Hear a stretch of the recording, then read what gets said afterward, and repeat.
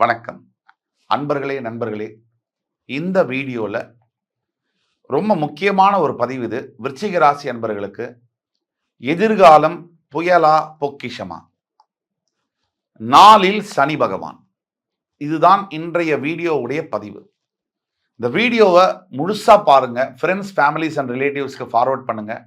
முக்கியமாக லைக் பண்ணி கமெண்ட் பண்ணி மறக்காம சப்ஸ்கிரைப் பண்ணுங்க. இந்த வீடியோவானது விருச்சிக ராசி அன்பர்களுடைய வாழ்க்கையில மிகப்பெரிய மாற்றங்கள், நல்ல மாற்றங்களை கண்டிப்பாக நிகழ்த்தும் என்பதில் கொஞ்சம் கூட ஐயப்பாடு தேவை. இந்த வீடியோவை முழுவதுமா பாருங்க. விருச்சிக ராசி, இந்த வீடியோவை எடுத்துட்டு போறோம் எப்படி அப்படின்னு கேட்டீங்கன்னா, விருச்சிக ராசியுடைய தலையெழுத்து என்ன, இனிமேல் இப்ப இருக்கக்கூடியதுல என்ன நடக்க போகுது, எதிர்காலத்துல என்ன நடந்துச்சு அப்படிங்கிறத பத்தி யாருக்கும் ஒன்றும் பிரச்சனை ஒன்றும் பண்ண முடியாது. எது நடந்தாலும் நடந்தது தான். அதை மாற்ற முடியுமா? யாருக்கும் அந்த சக்தி இல்லை. இனிமேல் என்ன நடக்க போகுது அதுதான் ரொம்ப முக்கியம். அந்த அளவுல விருச்சிக ராசிக்கு எதிர்காலத்தில் என்ன எதிர்பார்க்கலாம். அது மட்டுமல்ல, நல்லது நடந்தா ஓகே. இப்போ ஒரு பிரச்சனை இருக்குன்னு சொன்னா அதை எப்படி கையாள வேண்டும் அப்படிங்கிறத பத்தியும் உண்டான தீர்வு என்ன, அதுக்கு உண்டான பதிவு இது. இந்த வீடியோவை முதல்ல பார்த்துட்டு உங்களுடைய சுய ஜாதகத்தையும் அடிப்படையில தான் ரொம்ப முக்கியமா இருக்கும். இந்த வீடியோ உங்களுக்கு பயனுள்ளதா இருக்கும்னா உங்க சுய ஜாதகத்தையும் எடுத்து பார்க்கணும். அந்த அளவுல உங்க சுய ஜாதகத்தை கீழே கொடுத்துள்ள வாட்ஸ்அப் நம்பர்ல எங்களை கான்டாக்ட் பண்ணி ஒரு ஆன்லைன் ஃபீஸ் கட்டி ஆன்லைன் அப்பாயின்மெண்ட் வாங்கிட்டு வந்தா நாங்க துல்லியமான பலன்களை கணித்து தர முடியும். விருச்சிக ராசி, விருச்சிக ராசிக்கு என்ன தலையெழுத்து?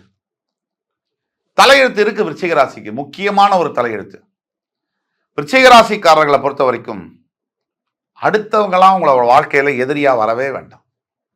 உங்களை விட ஒரு பெரிய எதிரி உங்களுக்கு வாழ்க்கையில இருக்கவே முடியாது. உங்களுடைய காம்ப்ளெக்ஸ், தன்னை தாழ்த்தி கொள்ளுகிற மனப்பான்மை தவிர மன அழுத்தம், தூக்கம் இல்லாமல் ஒரு பித்து பிடித்ததை போல் தற்கொலை எண்ணங்களுடன் அலையக்கூடிய மனம். இதற்கு என்ன காரணம்? சந்திரன் விருச்சிகத்தில் நீச்சம் பெறுவதுதான் முக்கிய காரணம். மென்டலி வீக்கா இருப்பீங்க. ஏன் அப்படின்னா, சின்னதா யாராவது உங்க மேல அன்பு காமிச்சிட்டாலோ, ஒரு பாசம் பிரியம் வச்சுட்டாலோ, நீங்க அவங்க மேல 2% உங்க மேல யாராவது பிரியமோ பாசமோ அன்போ வச்சுட்டா 2000% திருப்பி நீங்க அவங்க மேல பாசம் பிரியம் வச்சிருவீங்க. அதை எடுக்கவும் உங்களால முடியாது. உங்க புத்திக்கு நல்லா தெரியுது ஏன் இவங்க மேல அன்பு வச்சிருக்கோம், இது எடுக்க முடியலன்னு. ஆனா மனசுக்கு புரியல. திருப்பி திருப்பி திருப்பி திருப்பி அதுல இருந்து மனசு வெளியில வரவே மாட்டேங்குது. இதனால சிக்கி சின்னா பின்னமாகி அவஸ்தைப்பட்டு கொண்டிருக்கக்கூடிய விருச்சிக ராசியுடைய அன்பர்களுடைய எண்ணிக்கை லட்சம் கூட இல்ல, கோடி கூட இல்ல, கோடான கோடி பேர். இல்ல போயிடலாம், வாழ்க்கையில் இது வேண்டவே வேண்டாம், இந்த வாழ்க்கை வேண்டாம், போயிடலாம் அப்படின்னு குறைஞ்சபட்சம் 10 தடவையாவது நினைச்சிருக்கக்கூடிய விருச்சிக ராசி என்பது நிறைய பேர் இருக்காங்க. உடனே எல்லாரும் கமெண்ட்ல போடுவாங்க, நான் அந்த மாதிரி நினைக்கலையே. விதி விலக்குகள் விதியாகாது. 95% விருச்சிக ராசி என்பவர்கள் இதை நினைச்சிருப்பாங்க. ஆக இதை எப்படி இன்னொரு தலையெழுத்து என்னன்னு கேட்டீங்கன்னா, விருச்சிக ராசி என்பவர்களுக்கு காதலித்து திருமணம் செய்யக்கூடிய யோகம். கரெக்டா தப்பான நபரை காதலிப்பீங்க, தப்பான பர்சனை கல்யாணம் பண்ணுவீங்க, கரெக்டா பண்ணுவீங்க. அதை உங்களை ஊரே சேர்ந்து கையை பிடிச்சு தடுக்கும். ஐயோ வேணாம்பா விட்டுருப்பான்னு கேட்கவே மாட்டீங்க. இல்ல நான் பாலங்கணத்துல தான் விழுவேன் அப்படின்னு கங்கணம் கட்டிக்கிட்டு நீங்களே பாலங்கணத்துல குதிச்சுட்டு மறுபடி அதுல இருந்து எழுந்து வர முடியாம அதிலேயே கடந்து உரண்டு பிறண்டு வாழ்க்கைய சின்னாபின்னமாக்கிட்டு அறுத்தப்படக்கூடியதுலயும் விருச்சிக ராசிக்கு முதலிடம் உண்டு. இதுவும் தலையெழுத்து. இன்னொரு தலையெழுத்து விருச்சிக ராசிக்கு, கணவன் மனைவி அமையுறாங்க இல்லையா, மனைவிக்காகவும் கணவனுக்காகவும் நிறைய தியாகத்தை செஞ்சிருப்பீங்க.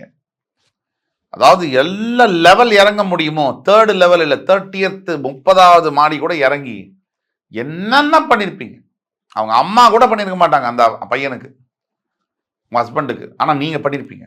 ஆனா அதெல்லாம் இருந்தும் கூட உங்க பொண்டாட்டி உங்களுக்கு, அவங்க அப்பா கூட அவங்க பொண்டாட்டிக்கு அவ்வளவு பண்ணிருக்க மாட்டாரா, நீங்க பண்ணிருப்பீங்க கணவரா. ஆனா பண்ணாலும் கூட பிரயோஜனம் என்பது மிகப்பெரிய 0. யாருக்காக இதெல்லாம் நீங்க செஞ்சீங்களோ அவங்க உங்க மனசை அவங்களோட வார்த்தையினால குத்தி எடுத்திருப்பாங்க உங்க மனசை. இதுதான் விருச்சிக ராசியுடைய தலையெழுத்து. இதுக்கெல்லாம் இன்னொரு தலையெழுத்து என்னன்னு கேட்டீங்கன்னா, விருச்சிக ராசிக்கு எப்பவுமே விருச்சிக ராசிக்கு காதல் திருமணத்துல ஜாதி விட்டு ஜாதி மாறி, இல்ல மதம் விட்டு மதம் மாறி, இல்ல அந்நிய நாட்டிலிருந்து பெண்ணையோ ஆணையோ திருமணம் செய்யக்கூடிய யோகம் என்பது விருச்சிக ராசிக்கு உண்டு. பல விருச்சிக ராசி அன்பர்களுக்கு புத்திர பாக்கியத்தில் பிரச்சனையோ அல்லது குழந்தைகளினால் தலைவலியோ இருக்கும்.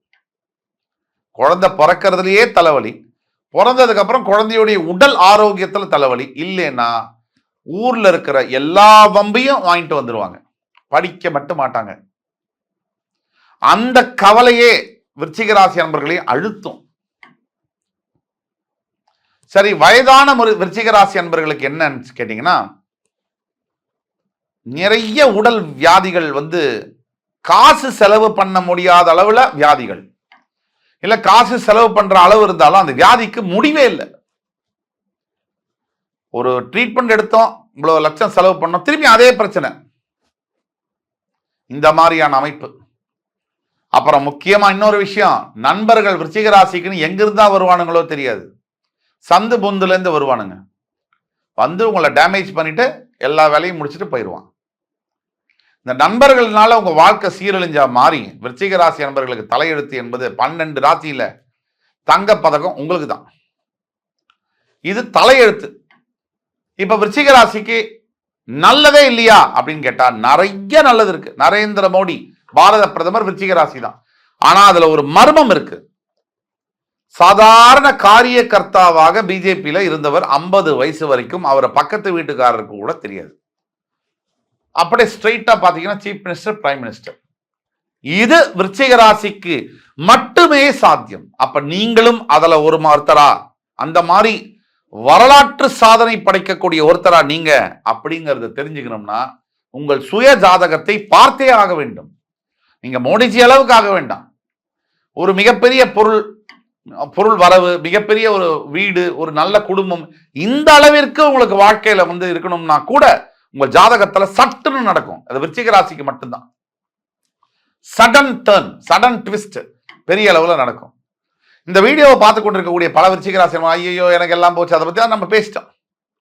இந்த கவலைப்படுபவர்களுக்கும் நம்பிக்கை இல்லாதவர்களுக்கும் வாழ்க்கையோ பிரபஞ்சமோ இயற்கையோ அவங்கள தனியா ஒதுக்கியே வச்சிரும்.